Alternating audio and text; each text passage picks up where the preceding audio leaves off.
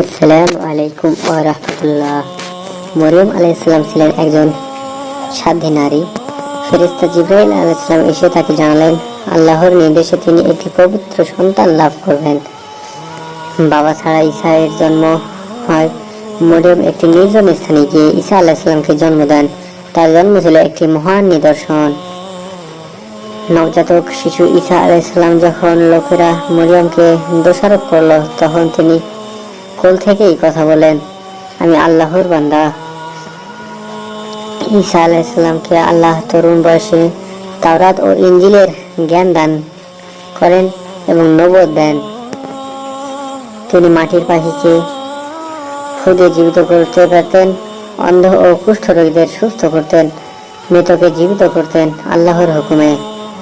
ঈসা আলাইহিস সালাম বনী ইসরাইলের কাছে প্রেরিত হন। তিনি তাদের সঠিক পথে আহ্বান জানান এবং কুসংস্কার থেকে দূর করেন। ঈসা আলাইহিস সালামকে একটি কিতাব দেন, ইনজিল, যাতে হেদায়েত ও আলো ছিল। তিনি তার বার্তা ছড়িয়ে দিতে সাহায্যের জন্য কিছু বিশ্বস্ত সাথী বেছে নেন, যাদের বলা হয়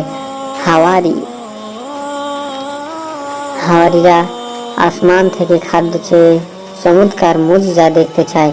আল্লাহ তাদের দোয়া কবুল করেন এবং আকাশ থেকে খাদ্য অবতরণ করেন। কিছু ইহুদি নেতা ঈসা আলাইহিস সালাম এর মুজিজা ও দাওয়াত সহ্য করতে না পেরে ষড়যন্ত্র করতে থাকে, তাকে হত্যা করতে চায়।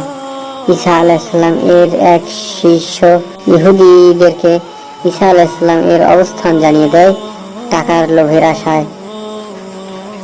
ইহুদিরা ঈসা আলাইহিস সালামকে ক্রুশবিদ্ধ করতে চায়, কিন্তু আল্লাহ তাকে আসমানে তুলে নেন।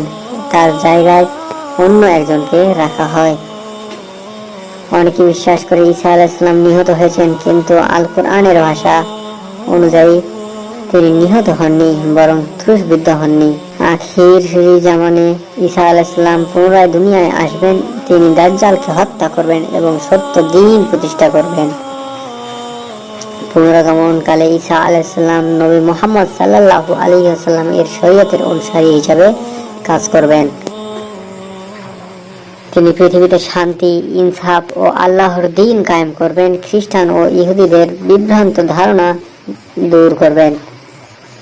ঈসা আলাইহিস সালাম পৃথিবীতে নির্ধারিত সময় কাটিয়ে মৃত্যুবরণ করবেন এবং কিয়ামতের দিন তার উম্মতের বিরুদ্ধে সাক্ষী দেবেন। প্রিয় বন্ধুরা, নবীদের এরকম নিত্য নতুন ভিডিও পেতে চ্যানেলটিকে সাবস্ক্রাইব করতে ভুলবেন না যেন।